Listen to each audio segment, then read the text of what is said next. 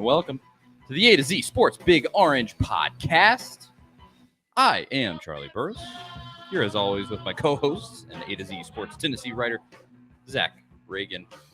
Wherever you listen throughout the world, we thank you so much for listening to us. We talk everything Vols every week here on the Big Orange Podcast, and if you want to listen to that on the regular, go over to the A to Z Sports Podcast Network feed on Apple, Spotify, and subscribe there. If you subscribe, you won't miss the episodes when we drop them on Mondays. And go to YouTube if you want to see our ugly mugs. And go to A to Z Sports on YouTube. Just search it up, put it in that search box, A to Z Sports, and subscribe there. You'll see the podcast. You'll see clips of the podcast, and you'll see all the other content that A to Z Sports posts. And it's awesome, especially if you're a Titans fan, Predators fan. They cover it all in the sport, in the state of Tennessee. At Charlie_Burris, at Zach TNT, at A to Z Sports, Facebook.com/A to Z Sports, Nashville, A to Z Sports.com for everything that Zach and I write on all of the internet, social media, blah, blah, blah, blah. It's all there. You know where to find us. Let's get down to it. Zach, it's a day of mourning. Because over the weekend, something happened that hasn't happened in quite a long time to Tennessee baseball. The Vols lost a series, Zach. Oh, no! We suck again! Oh, no! What has happened? It's all the sky is falling. It's over. The dynasty has come to an end. Tennessee baseball is right back. We Tennessee'd it, didn't we? It's over, Zach. Talk me off the ledge. Why? Tennessee, we lost to Kentucky. Kentucky, Zach, what happened?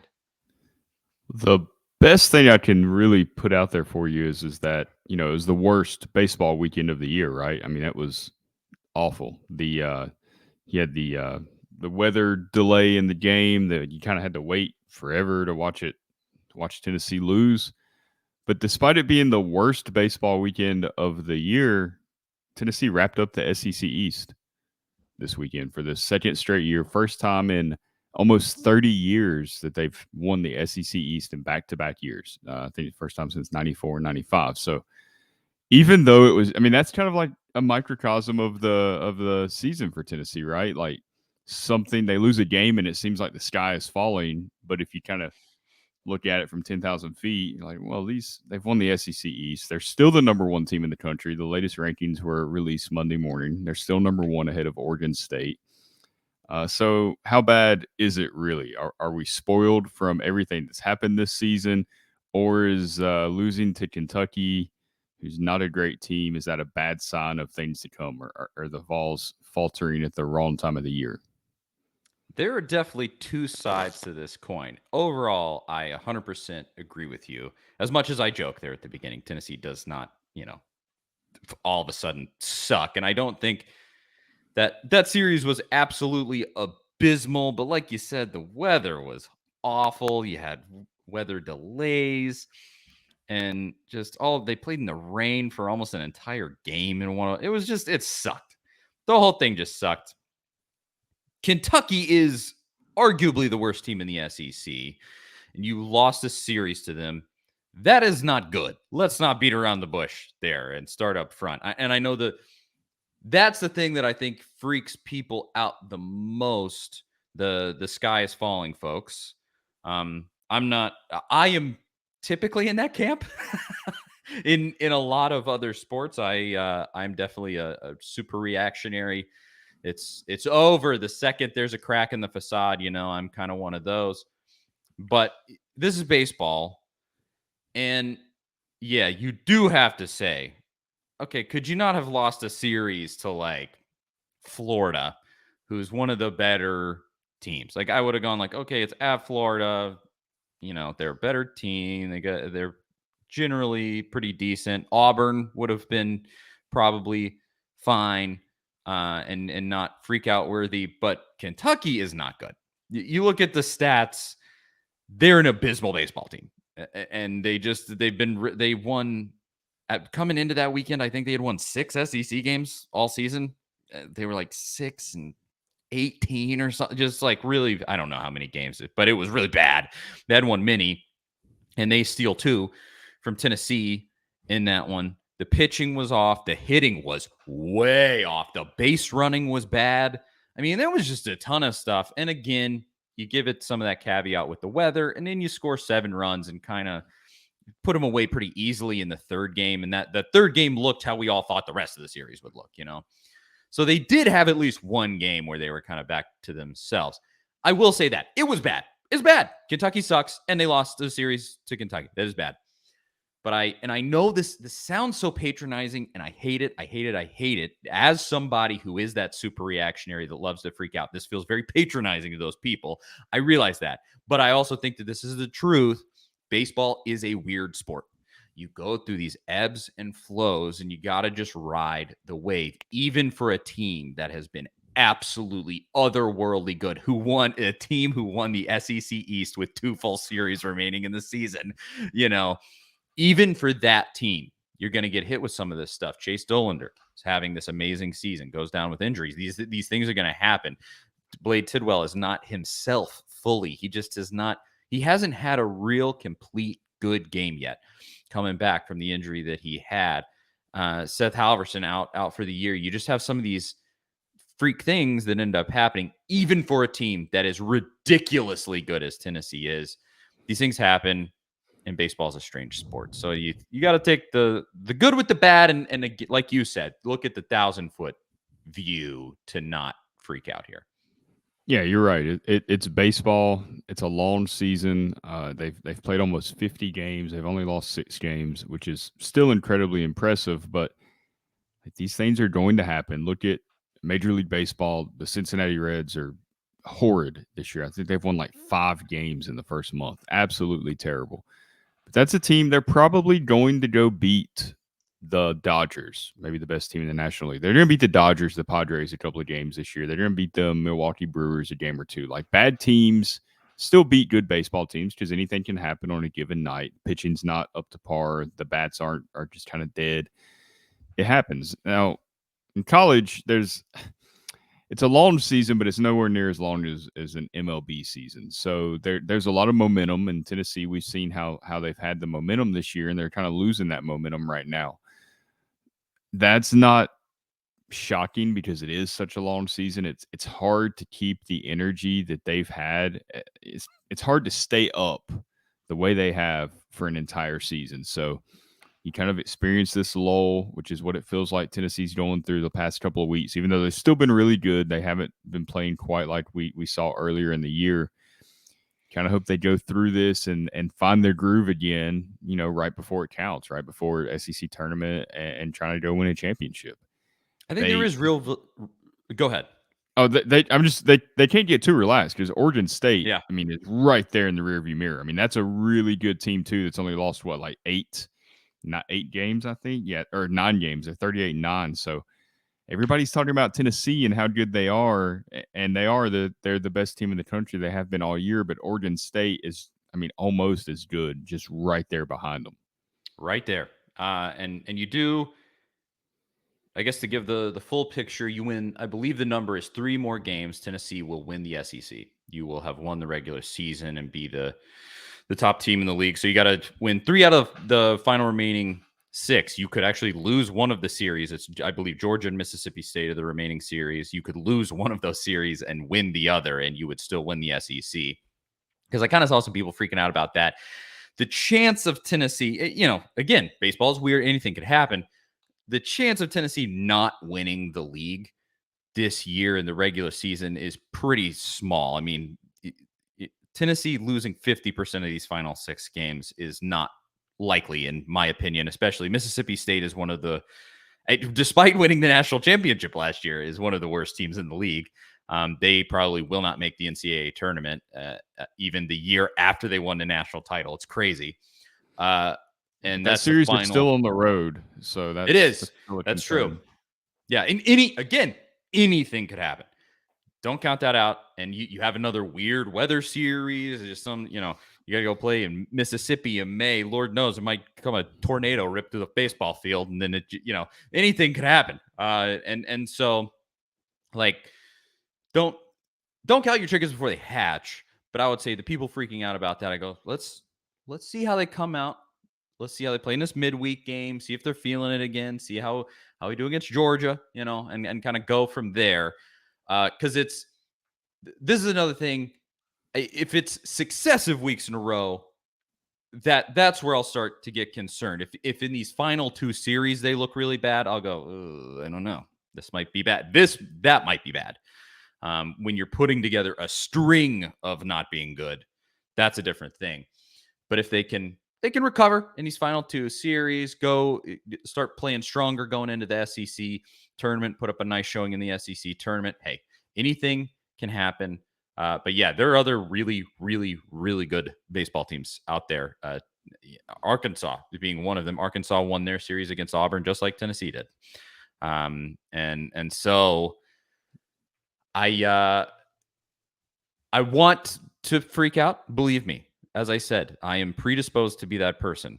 But in this particular case, I think we can take a breath and go, it'll be okay.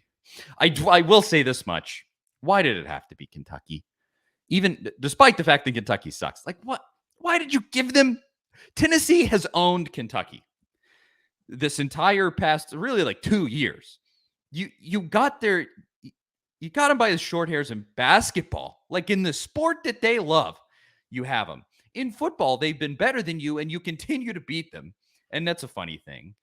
And then in baseball, where you're supposed to be this incredible powerhouse, you finally give Kentucky an inch. Why? Literally, I would have been better. Like, why couldn't it have just been like any? I don't know. I was just thinking. When I was. It's funny. I was just thinking about kind of where you're going with this. Like, who would it have been better to lose to? And I went through the list pretty quickly and was like, well, not Georgia or Florida, not Alabama, not Vanderbilt, not Auburn after the way they acted, not South Carolina. Is it Mississippi State? I mean, that's the only one that really Mississippi State. Not Arkansas because of the Dave Van Horn, not Missouri because of the Vitello connection. It's got to be Mississippi State. Yeah, I mean it's Mississippi State. Why couldn't it have just been? Except at that point, you don't want to be losing the final series of the season and go like, oh, we're going into postseason play looking the worst we've looked. There is no good series to lose. Just don't lose. Why? Just don't lose. Why to Kentucky? Why? Dang it. And you give them. Did you see how many opposing beat writers, columnists that cover other SEC teams were like dancing in the streets over Tennessee losing, which I love. I love it. I saw an LSU columnist from The Advocate, a longtime sports writer covering LSU in Baton Rouge, calling Tony Vitello a hothead and how much he enjoyed seeing them lose. I'm like, have you watched baseball before and if you watch a full day of college baseball or MLB, you're going to see an ejection at some point. Probably a manager or a pitching coach out there just screaming at the umpire. Like, that's baseball. It's a passionate sport. You get caught in the moment. This whole reputation of Vitello being a hothead is one of the silliest things I've ever heard. He's incredibly composed in post-game interviews. Yeah. He knows how to handle himself, what to do, what not to do. He just pushes the right buttons for his team, and it's obvious from the way they play. But it's hilarious that they reach onto that. The thing is that he's had these moments that a lot of coaches have, and he has the number 1 team in America that plays with a ton of swagger. It's those two things combined. He would not have this reputation if he was like the way that he is and Tennessee wasn't as good. You wouldn't, nobody paid attention in 2017, 2018, He wasn't a hothead back then because people didn't care. And now they care. You have the freaking chick from the Tennessean who writes for Vandy coming out and being like, number of series losses to Kentucky, Tennessee 1, Vanderbilt 0. Dude, I'm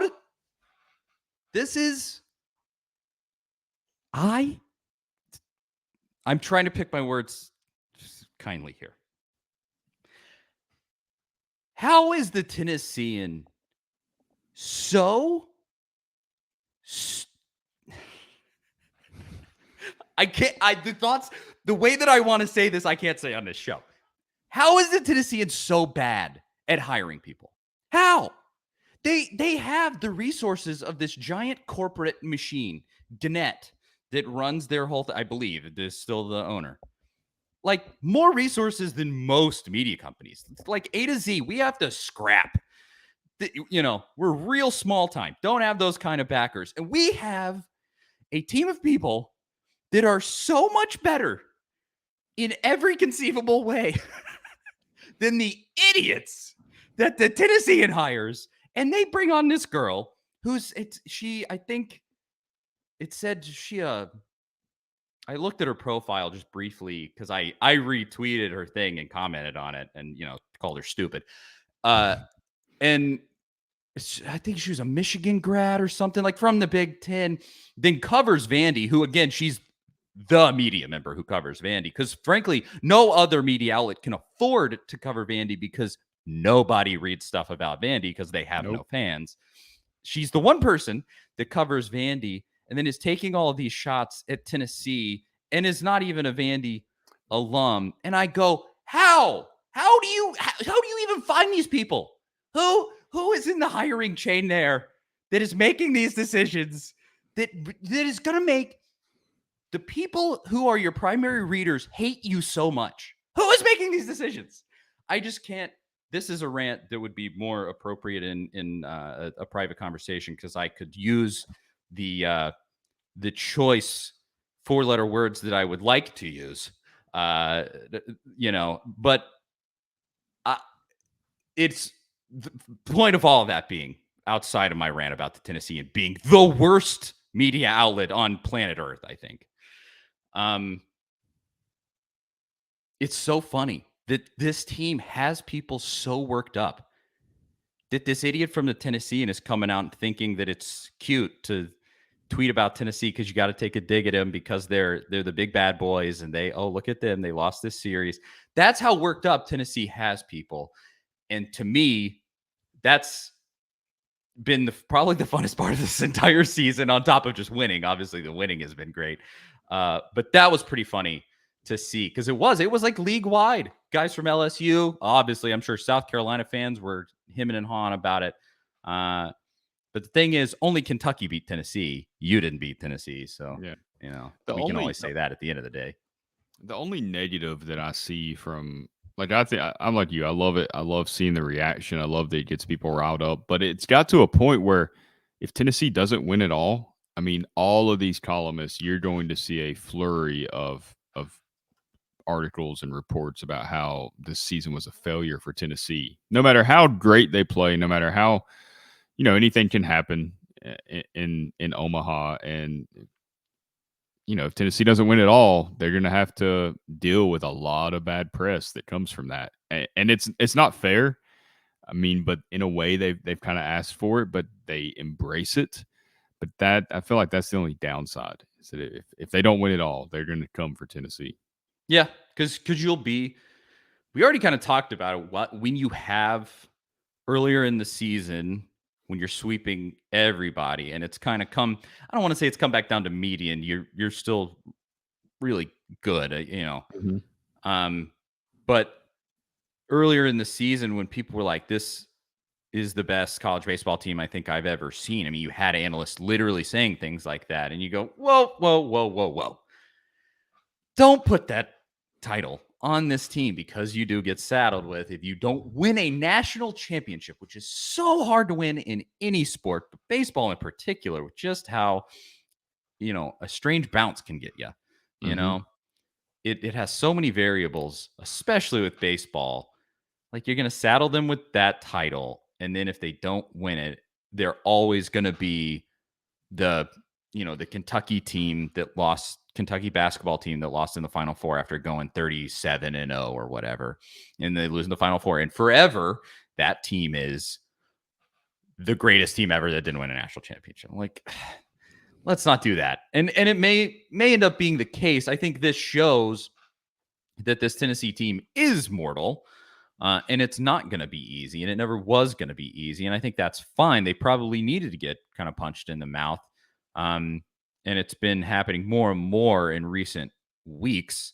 And so hopefully they take this and really put their nose to the grindstone and shape up for the postseason, because that's what I hope comes from it. You go, okay, we lost arguably the worst team in the SEC. We need to get our butt in gear and really batten down the hatches, because the rubber is about to meet the road with the postseason, and hopefully that's what comes of it. We'll see, and just have to kind of go from there. I believe it's another Thursday, Saturday series against Georgia, and it will be. It's in Knoxville, I think. Yes. Yeah, we don't finish with 3 road series. That would be brutal. No. And Bellarmine on Tuesday. I should note that when we were talking about Tennessee still being number 1, they're number 1 in the D1 rankings, but in Baseball America's rankings, they did fall to number 2, and Oregon State took the number 1 spot this week. Oregon State was 4-0 last week, so it's not shocking. Tennessee went 2-2, so it was kind of, again, not shocking. You lost to arguably the worst team in the SEC. Yeah. I mean, that has to be weighted in there. I mean, those losses sting. They feel a little different than, like you said, losing to Arkansas or a team like that. But is it a relief in some sense? Because what I believe the stat is, like, a consensus number 1 team hasn't won a national championship since like 1999 or something. I saw that stat somewhere. If that's incorrect, I'm pulling that off the top of the dome there, but it was something like that, where the top team in college baseball almost never wins it all. Maybe that Tennessee's just doing their due diligence, and they threw a couple of games. They want to get out of that number 1 spot. They're just making sure that they do everything needed to win this championship. This was on purpose. They did this purposefully. Of course, we. I think that's the only answer, frankly. Can you imagine going back with at some of these reporters with that line? They'd be furious. Whatever makes them feel better, it's fine by me. I just love that we're making everybody mad, and especially the Tennessean, because screw those guys. I don't know if you saw Ben McKee from VolQuest. I think it was this morning. It popped up this morning. It might have been from yesterday, but when he was tweeting about Tennessee winning the SEC East, and it was definitely a shot back at the Tennessean. Like, he put SEC East titles in 2022. Tennessee won, rest of the SEC 0. So that definitely like a shot right back over there. Yeah, because it's all of these, that chick put this whole line of tweets that it was all like Tennessee 0, Vanderbilt 1 for a number of different things. So she kind of locked herself into this format of getting made fun of, I think, by Tennessee fans. Because that's what I did. I said, I think I tweeted back and I said, number of people in American states who respect the Tennessean and its writers, and I put Tennessee 0. Nice. If you can't tell, I specifically have just so much hatred for that publication. It's actually kind of what I weirdly built my media profile on, was attacking the Tennessean. I had a period where me and their editors were going back and forth about stories they were writing about Tennessee, and that was whole. I ended up, it got so prominent. I was on 3HL. They brought me on and they had me talk about it and stuff in Nat. It's a radio show in Nashville, for those who don't know. And so I still feel that way. I still feel the way that I feel about them. It hasn't gone away at all, even since then. But this happens every time. Get this phone call in the middle of the show. Why? Anyway, with all of that said, as far as Tennessee baseball goes, was there anything else with the baseball team that you wanted to cover? I think we just wanted to give our opinion on, is the sky falling or not? But was there anything else you had, Zach? Yeah, no, I think this team's fine. I think we'll see them bounce back. They got a midweek game this week, like you mentioned. They got Georgia this weekend. They can get right back on track very quickly, and I don't think there's anything to worry about with these guys.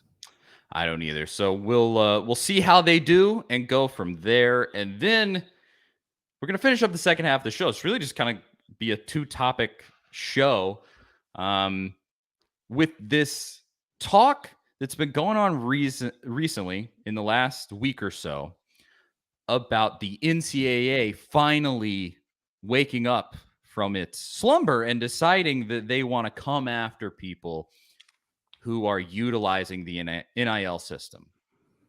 And I think this takes, I want people who are listening to fully understand the situation, because what I see a lot in the discussions about it is I think people aren't fully aware of everything that has happened as far as this goes. I think they just think the NCAA changed these rules. That this is the most common mistake I see, that just the NCAA changed these rules and it was their decision completely. And, that was not even the case. The NCAA never really did come to their senses with this stuff. And this is the bedrock of this discussion, is why I really bring this up. The NCAA never really did come to their senses and put these new NIL rules in place. They were forced to by the Supreme Court of the United States. I forget exactly what the case was called. But either way, it was a case that was decided like summer last year. And I mean, it was this like scathing decision from the Supreme Court that basically said the NCAA is not above the law. You have to pay the people that work for you. And these athletes work for the NCAA. And so the NCAA is in breach of antitrust laws. What they are doing is essentially unconstitutional. And so that's the baseline. I think I just see a lot of people that like don't even realize that was a thing that happened, or maybe they just forget. I think in some of those situations I forget that happened. It was a crazy thing. And so then that blanket put these NIL rules in place. So since then, the NCAA has kind of tried to act like this is okay, we're fine, and they've just like turned a blind eye. The president is stepping down. Mark Emmert is going away. Thank goodness. That guy is the worst, and has needed to go away for a long time now. But now the NCAA has woken up, and suddenly they feel like, oh, well, actually, we're going to crack down on these NILs. And they're doing all of this posturing and all of these things. And so I'll start by, and then I'll get your opinion on this, Zach, but I'll start by reading the first few paragraphs of an article about all of this from The Athletic. This was written by Stuart Mandel at The Athletic. And this just lays the groundwork for what we're talking about here. And then the thing that we want to discuss is the NCAA is like gunning for Tennessee, I think, because Tennessee has without a doubt been the most brazen so far with these NIL rules. It's really been us and USC really with this Jordan Addison deal. And supposedly they're going and giving him however much money to leave Pittsburgh and come there. Miami's another one too. Yeah, but Miami, that's true. Miami is named in this piece of The Athletic, and so is Tennessee. And so I'll just read this. It's a few paragraphs, but I think it's a beautiful little explainer here for what we're going to talk about, and then we'll discuss it. So here it is. This is Stuart Mandel at The Athletic. The news coming out of last week's Big 10, Big 12, and Pac-12 spring meetings was the NCAA's impending attempt to crack down on schools' boosters using NIL payments to land recruits. New, clear NIL guidelines drafted by a subcommittee that includes Ohio State Athletic Director Gene Smith and Big East Commissioner Val Ackerman are expected to spur the NCAA's enforcement arm into action, sources told The Athletic. Smith said in an interview this weekend that he hopes the new recommendations are endorsed by the Division I Board of Directors on Monday. So I'll stop here and I'll say, notice that also some other folks at other schools are in on this nonsense, and we'll discuss that too, but just a note there. So now back to the story. Sports agent Russell Smith, whose Utah-based firm Encore Athlete Marketing represents around 80 college athletes, had this reaction, quote, I think it's adorable that the NCAA is acting as if they're going to crack down on anything, unquote. In conversations over the weekend with boosters, lawyers, and agents involved in the types of NIL deals of concern to administrators, few believe the NCAA has the capacity to curb the budding, quote, over-the-table pay-for-play market. Not after Supreme Court Justice Brett Kavanaugh's concurring opinion in last summer's NCAA versus Alston antitrust decision that warned, quote, the NCAA's business model would be flatly illegal in almost any other industry in America, unquote. While not legally binding, his screed all but invited future lawsuits challenging the NCAA's broader amateurism model. Quote, the moment they come to try to interfere with one of my clients' deals, the next day is the moment that they will get hit with an antitrust lawsuit, said attorney Mike Caspino, who represents several college football recruits that have landed 6- and 7-figure deals with school-specific booster collectives.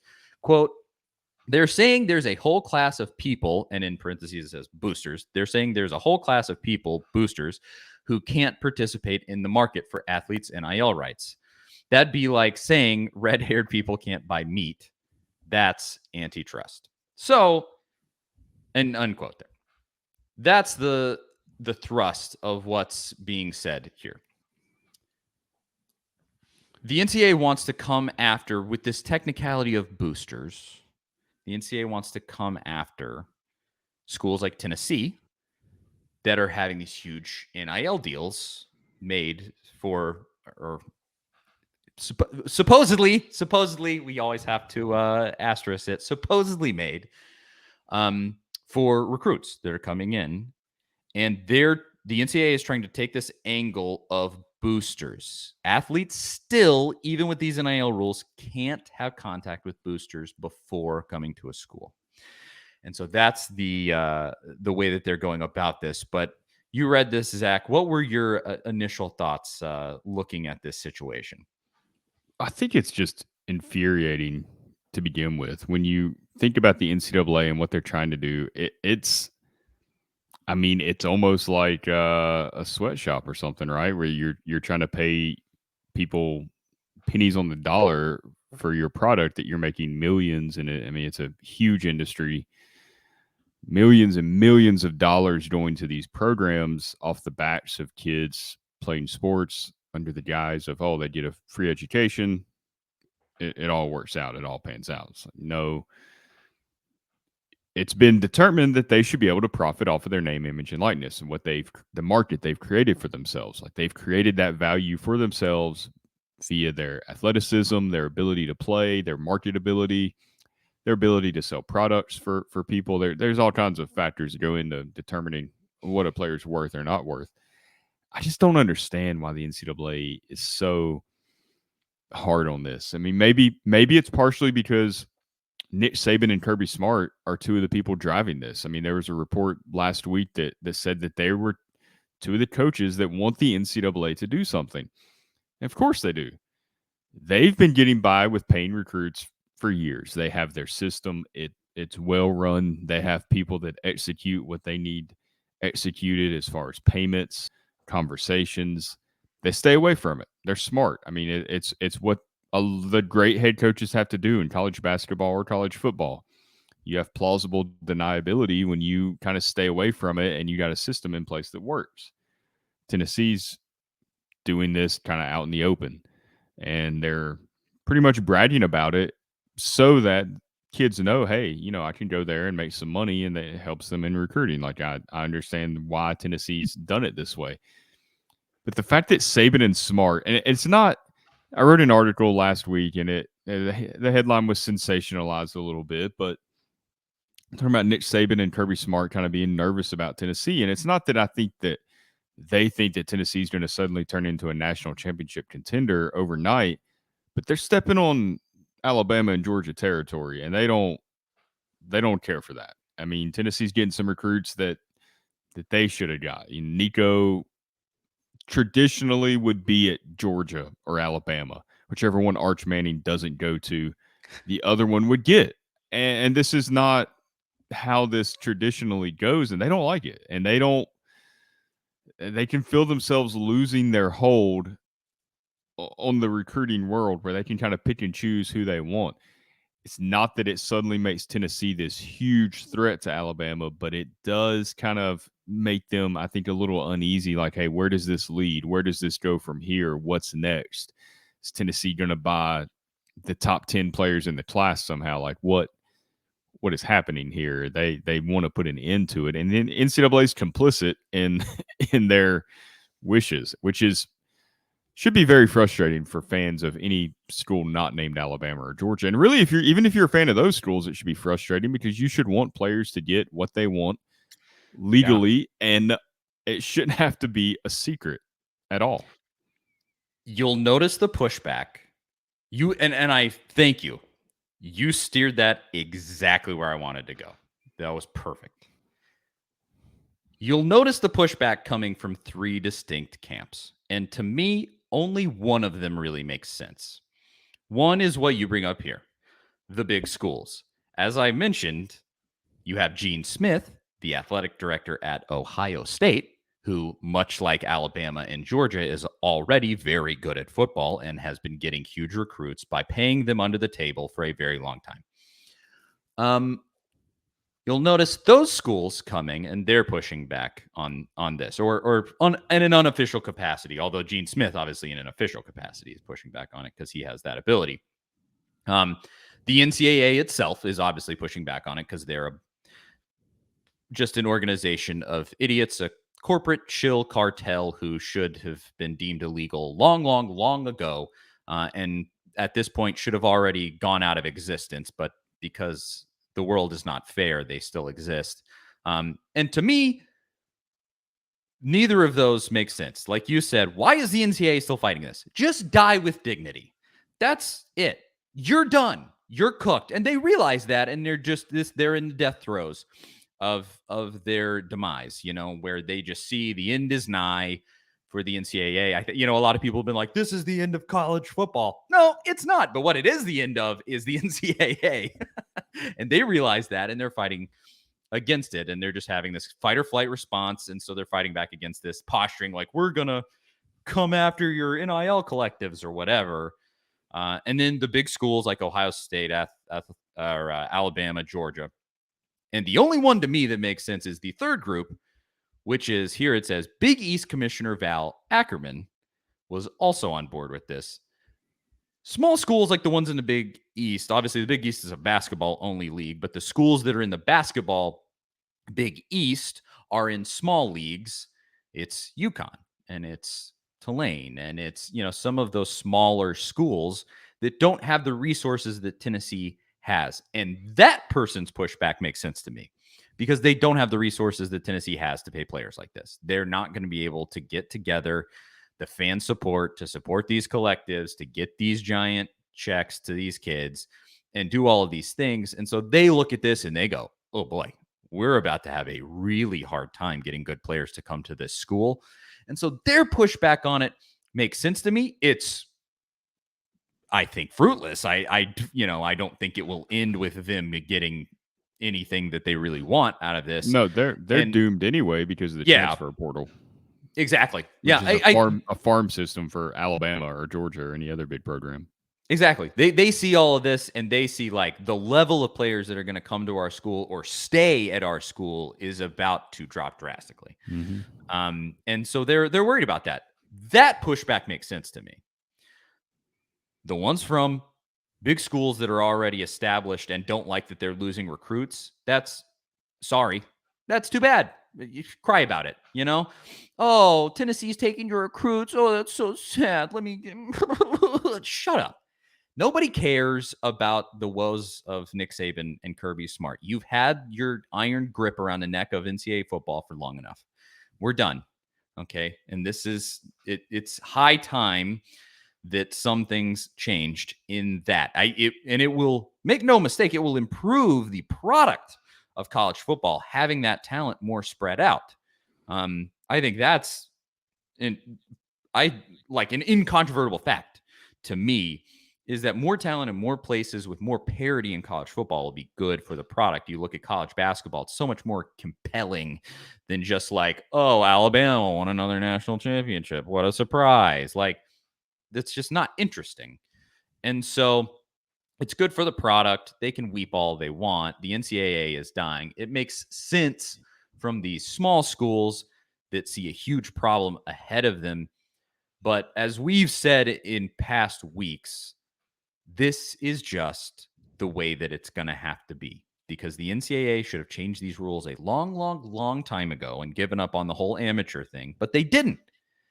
And that's their own fault. And now everyone has to go through the pain of figuring out this new landscape.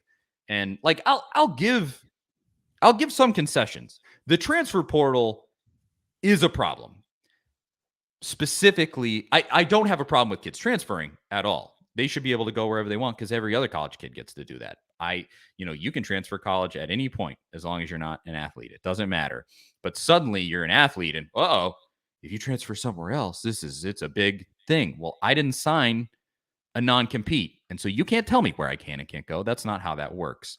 So the transfer portal, in concept, I'm completely fine with. But the tampering that has started with the transfer portal, which technically you can't call it that. It was already, this type of stuff was already happening, but now it is so above board. And this is where you get into this Jordan Addison situation with USC, where reportedly he goes out to USC before he ever even enters the transfer portal at Pittsburgh. He goes to USC and gets offered big money or whatever, supposedly, reportedly, allegedly offered this big money. And that's not good. That's not good at all. And there needs to be guardrails of some kind, a sort of salary cap situation, some rules around these tampering and things like that. Sure, I'll give you that. But this is the way that it has to be. It just has to be. These players have to get paid their market value. This just can't go on any longer. The Supreme Court said it, not me. I'll throw, this isn't even my opinion. This is the opinion of the Supreme Court of the United States. They said this can't go on any longer, And so this is the way that it has to be. I think there's a way that Alabama and Georgia could turn this into an advantage. And so that's what I don't understand, why they're complaining so much. Because look, if you took an average 5-star wide receiver and he's got offers from Alabama, Tennessee, Texas, I don't know, just 5 random schools. He has 5 scholarship offers and he has a check for $5 million from each of them if he goes there. All the NIL money's the same. The kid's probably choosing Alabama, right? They're still the cream of the crop in college football. That's still where recruits want to go if they want to go to the NFL. I don't blame them. I mean, you look at the draft, and most of the players drafted are Alabama, Georgia. I mean, those programs, they're going to probably there's a better chance of them getting to the NFL historically. So Alabama and Georgia could take this and pretty much do away with scholarship limits. They're limited to how many great players they can sign right now. And Nick Saban's tried to get away with that for years by oversigning players and then basically telling players on scholarship. He kind of weeds out the ones that didn't work out and they go elsewhere. I mean, that's Saban's strategy for a long time. So he's not above utilizing ways to kind of manipulate the roster to meet the talent that Alabama adds. I mean, to me, that is another concern where it's okay, all of this stuff's good, but we've got to find out ways to regulate this. And the NCAA clearly doesn't need to be doing it. But this roster situation with scholarships, what's the scholarship mean anymore if you're able to pay all the players you want? I mean, then that becomes an advantage, I feel like, for Alabama, where, okay, we're right back where we started because Alabama can sign as many 5-star and 4-star guys as they want now. Yeah, they're just as powerful as anybody financially and resource-wise. I mean, they may not, some of those schools, like Alabama is not the world's greatest education that you can get. Okay, it's not Harvard. But they still have a bunch of rich boosters. They do. They're really rich Alabama fans, just like Tennessee. I mean, you got billionaire alumni who swing in, and Tennessee, some of those people have been problematic in the past with the operation of athletics, but they're just as powerful as anybody in a general sense as far as that goes. But you do have what I think is interesting. And why Tennessee is in such a specifically advantageous spot for this is that you have a school that runs the whole state of Tennessee up to what, like Jackson, like that Jackson and to the right in Tennessee is like all Tennessee fans. There's a lot of Memphis fans in Memphis, and it's kind of a different thing. They have pro sports there too, but I mean the bulk of Nashville and for the people that are actually from Tennessee, half of Nashville now is people from California, but for the people that are actually from Nashville are almost always Tennessee fans, and then obviously everybody in the eastern side of the state is Tennessee. So you have all of that, but then Knoxville is one of the biggest. We actually talked about this last week. This is strange. We're talking about 2 weeks in a row, but Knoxville has to probably be, outside of Nashville, the biggest city that a school is in the SEC. I think I'd have to be fact checked on that, but I'm pretty sure that's the case. Just thinking about all of the cities. And so from that, Knoxville has more businesses and more resources than Tuscaloosa, Alabama. That's just like incontrovertibly true. Now, Georgia, I think you could connect Georgia to Atlanta to a certain extent, even though it's a couple hours away. But they're closer. But I mean, you look at Alabama and you go, you're just not going to have the same amount of businesses and people that could provide NIL deals in the way that Knoxville could, where we have, the headquarters for like Bush's Beans and Pilot and all. Like, there are not corporate headquarters like that in Tuscaloosa, Alabama. There's not. It's just not a place like that. It doesn't sit on I-40. And so incredibly, Tennessee is actually in a super advantageous spot for this sort of situation, where if you have a collective that's as aggressive as Spire has been with Tennessee, and they are, and make no mistake, they are incredibly aggressive. I would say the most aggressive outside of, you said Miami. They've been pretty outspoken too, but just shameless with it, which I love. I mean, if you have somebody like that who is just willing to shop around for anybody and everybody to support this cause, Tennessee's in a beautiful spot. And I think I don't know if this is a factor, but I wonder if Saban looks around and he goes like, I can only provide so many NIL deals from so many businesses in Tuscaloosa, Alabama. It's just not a big city. It's what's in Tuscaloosa is the University of Alabama. If you've ever been, that's the whole thing. I'm sure it's the biggest employer in town, and that's what most people, if you live in that area, care about and do. And so I don't know. I mean, of course, I also look like you could probably pull from Birmingham if you're. Most people in Birmingham are Alabama fans, right? I don't know. I wonder if that's a factor. That it's just one element of this that's run through my mind. But I think there's a lot that could weigh into it. And I guess I say all of that to say, like, yeah, I agree with you. That may be a factor. What I just said may be a factor. But at the end of the day, the resources are still really similar. So I don't know why he doesn't just look and go like, why don't I just also embrace this? And I'll just do it better than Tennessee, unless he thinks he can't do it better. Well, That's the only reason I say that. I don't know if it's that he doesn't think he can do it better. I think he just likes to have control of the situation and have it the way he wants it. Like, okay, if he has to do it, they'll probably be fine, but he wants to control the situation. Now, as far as this whole report, I think the biggest question people are going to have is like, is Tennessee in trouble? Is their recruiting momentum over because this has been a big part of it? I really don't think so, because like you talked about, one, the NIL is not going anywhere. I mean, the Supreme Court said so. That is what it is. I mean, it's NCAA cannot do anything about that. And what they're trying to focus on is the rule it's not a new rule. It's not something that they're trying to put in place. It's still in place, has been in place, even with NIL, is that boosters cannot contact recruits, but before they get to campus and offer them money and this and that. I feel like that's really easy to get around. I mean, all you have to do is what they've been doing for years, and you can still do it publicly, is you just have all these middle people and like a collective where you're giving donations to the collective, and as long as the collective is not donating to the school or run by, I assume, as long as it's not run by boosters, people donating to the school, which I think if Tennessee is helping, I mean, if the Spire is helping Tennessee land top talent, they're not going to be expecting donations from those guys running that. I mean, I feel like as long as you're not doing that, you're clean, right? Like you can do whatever you want. You can communicate with the athletes because you're setting up legitimate NIL deals, which they are. How much they get paid, if it's market value or way over market value, that's a different conversation. It really doesn't matter.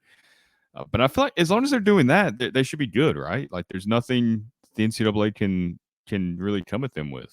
So again, you steered this perfectly in the direction that I wanted to go. This was really going to be my next point. This is a quote from that Athletic article from, I believe, Ackerman from the Big East. So a representative from the Big East. This is what they had to say. Quote, "We forecasted pretty much everything that's happened except for collectives," said Ackerman, a member of the current NIL subcommittee who co-chaired with Smith the earlier working group that drafted the eventually scrapped NIL legislation. Quote, "We didn't envision packs of donors banding together to create pools of money they would spend, in some cases, totally indiscriminately. That isn't something we predicted." And it goes on to kind of say that basically the NCAA is going to try to take a tack of collectives are boosters and collectives working with players is illegal. That's kind of the tack that they're going to use. But with the pushback that's in this article from the people that represent collectives is they basically go, come and take it. Good luck with that. The Supreme Court ruled in our favor. Like, good luck. Because like I read that quote earlier, the second the NCAA tries to do that, these collectives and the teams of lawyers I'm sure they have that represent them and work with them, the second that the NCAA tries to interfere with that, these lawyers are going to go and file antitrust lawsuits against the NCAA because it would be the NCAA working in direct, what would the word be? Contravention, I guess, directly against that Supreme Court ruling. The Supreme Court said these players got to get paid, and the NCAA would be stepping in and saying, oh, no, they can't get paid. And so instantly, oh, that's an antitrust lawsuit. And so good luck, NCAA. Good luck. And so what I think is going to happen from this is nothing. I think that these super aggressive collectives, I don't want to say they broke the system, but they beat, it's a loophole, just as you were saying there. It is. And good for everybody that thought it up. I don't know whose idea that was, but that was brilliant. Yeah. It is something I absolutely did not see coming. When I first saw it, and I still kind of feel this way, I'm kind of back and forth on them. Conceptually, I love it.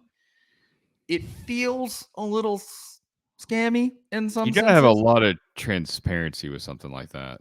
Exactly. The thing that I would love, and this counts for every collective across college football and college sports in general. Where is the money going? I would really like to see. You want the books opened? Exactly. Like, and essentially, if they would form as 501c3s, you're basically required to do that. 501c3, for folks who don't talk in tax codes, is a charitable organization. Basically. I mean, can they operate that way though? Because I don't know. It's issuing payments. I mean, they're issuing payments because I'm guessing.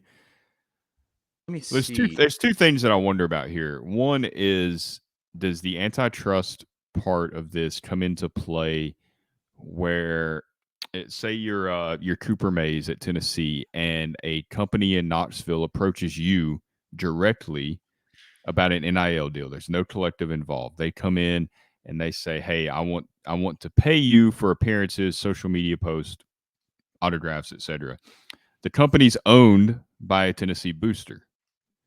Now, the NCAA is saying that the booster can't have contact, with the players. Is it just players? Is it recruits before they get to campus? Is it okay once they get to campus? And then is that an issue with the booster direct. I mean, I feel like that's part of the antitrust deal because you're limiting where they can profit. Yeah, so it discusses that very briefly in this Athletic article. And first of all, it does say Caspino, the lawyer in this article, he said he deals primarily with Caspino said he deals primarily with lawyers for the collectives, which are formed either as for-profit LLCs or 501c3s. So there are at least some that are 501c3s. Not sure how they convince people that they're not for profit, but I don't blame people for trying to cash in on it. I just want to know if that's your aim. Are you trying to make these players money, or are you trying to make you money? That's kind of the distinction that I want deep to see. into it are they? Are they the ones kind of working the deals for the players? Are they paying the players? Are they collectives? Or are the companies paying the collective and the collective's writing the check? I mean, how does all that And see work? this is what I want to know. I want to know the whole back end. We said this on a previous episode. Like, who could we? Because we said even if we got the folks from Spire on here, they're not gonna discuss all of that, and they shouldn't. They've put a decent amount out there, though. They do. And like maybe even they in would. that article I from don't the know. Athletic, that article from the Athletic directly talks about how they're not supposed to be talking to recruits, assuming they're boosters and operating as boosters. They're not supposed to be talking to recruits, and they've pretty openly, they've openly talked about that they do. They absolutely do. And it says that in that article. It says Spire Sports, a Tennessee-specific collective whose co-founders are former agents, does not hide the fact that the collective visits with recruits during the process. But like even if you had Spire on here, I don't know that they would give kind of those gritty details. But that not now. Yeah, especially now that they're probably looking and going like, all right, we gotta button this up a little bit. Yeah, gotta protect our butt. Be thinking about that. And so how could we? Who would know this? Can I get this lawyer on here? I just want to know the behind the scenes because it seems like to snake around all of these rules and to do all these workarounds and everything, you would really need like a compliance lawyer the entire time sitting over your shoulder, just being like, don't talk to that person. Don't say a word, because then they can get us. Because they like the thing with the old way of paying players was, as long as you kept it all wrapped up, you were good to go. You had to cover your butt any way that you needed to. I think the same is still very true here, because as you're saying, what if a company is owned by a booster and that company is going to give a kid an NIL deal? You can't stand in the way, right? Yeah, they can't stand in the way, but theoretically, would you, to cover your bases, would you go, we're going to do the entire thing through an intermediary?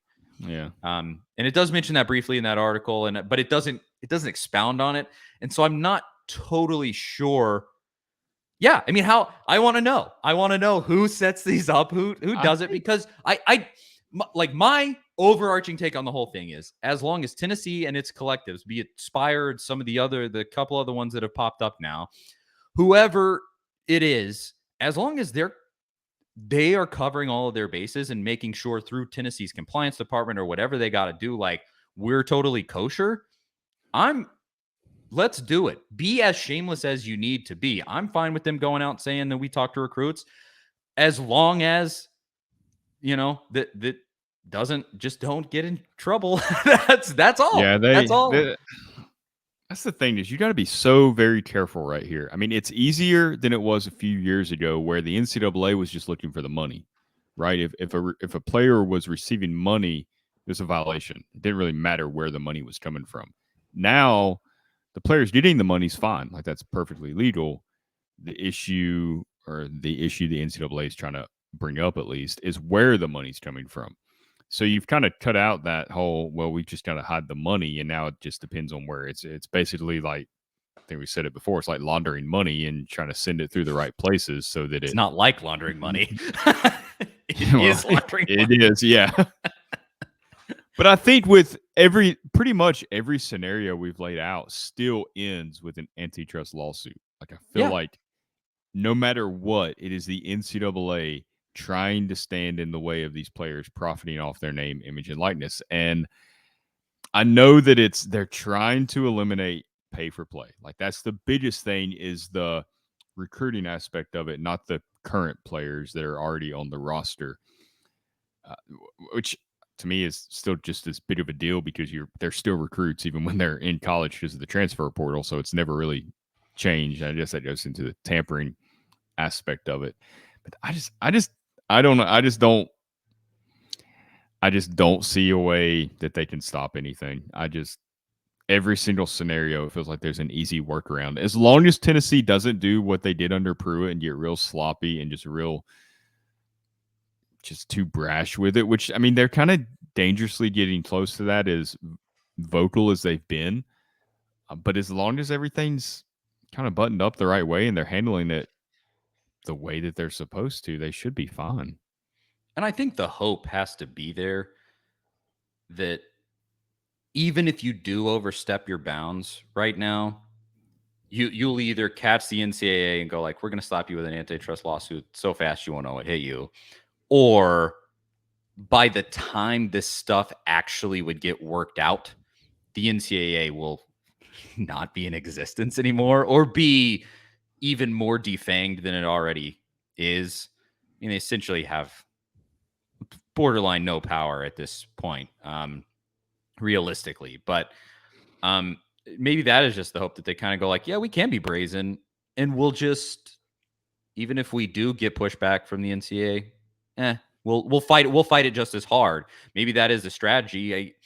Because I in this situation, I think Danny White is expressly made for something like this, because he just strikes me like a guy who, if the NCAA tried to come after them over like Spire, I think he would come at them like an attack dog and really do everything in his power. Because I think you saw it in their strategy with Pruitt kind of trying to come with that lawsuit. Pruitt goes out and postures like, you won't even know what hit you. I'm gonna, what did he say? It was some sort of like threat to Tennessee, and Tennessee turned around and went, come on, big boy, let's see it. Like, go ahead, and whatever. And of course, so far, at least, the deadline that we thought Pruitt would have this thing filed by has gone and come and gone. Nothing happened.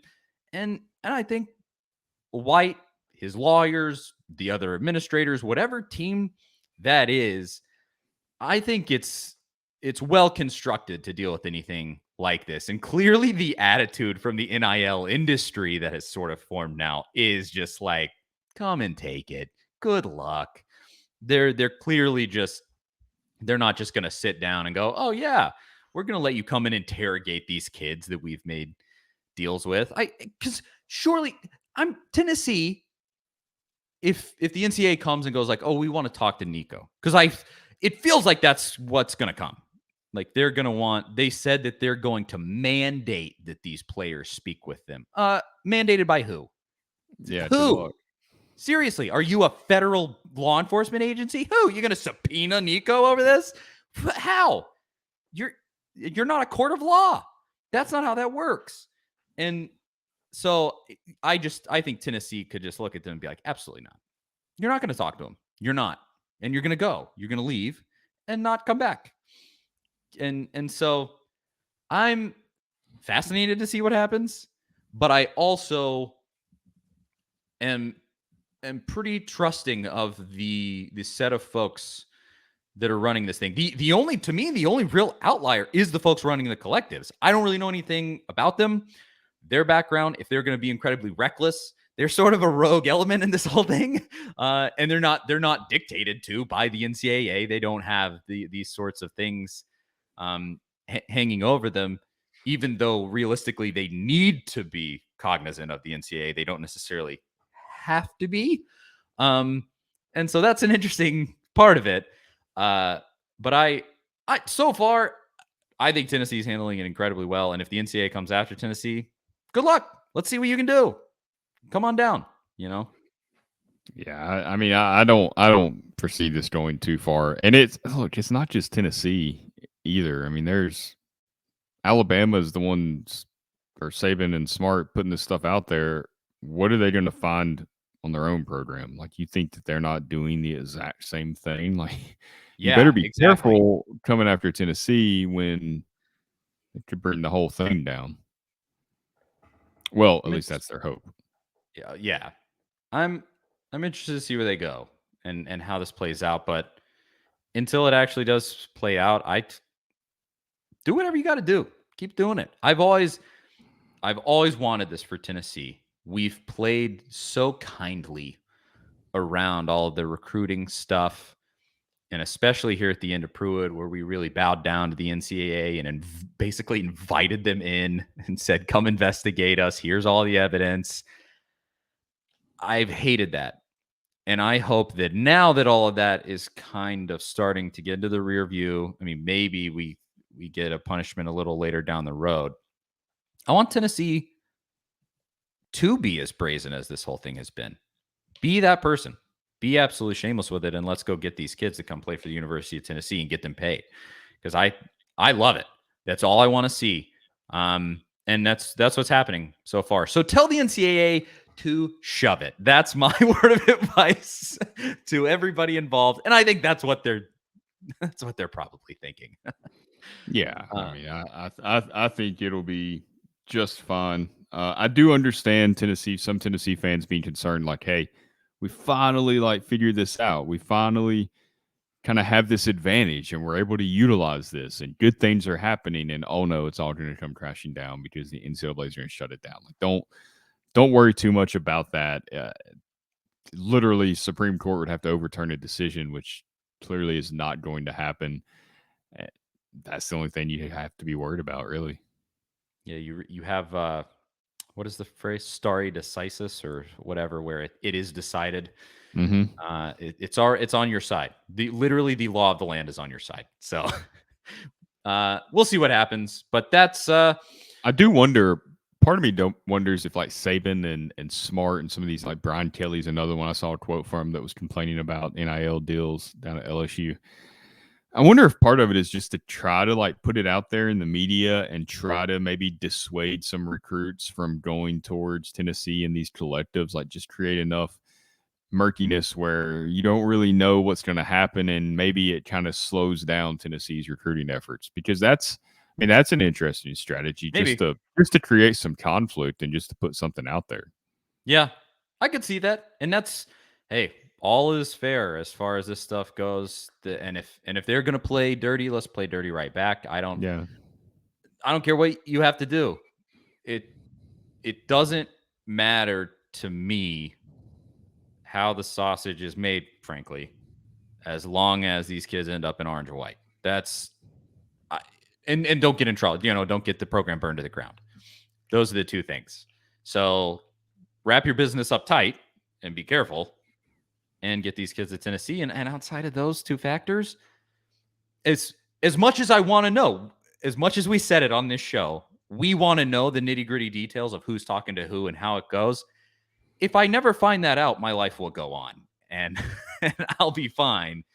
And so just get them here. Yeah. Get them to Knoxville. Do what you got to do. Yeah.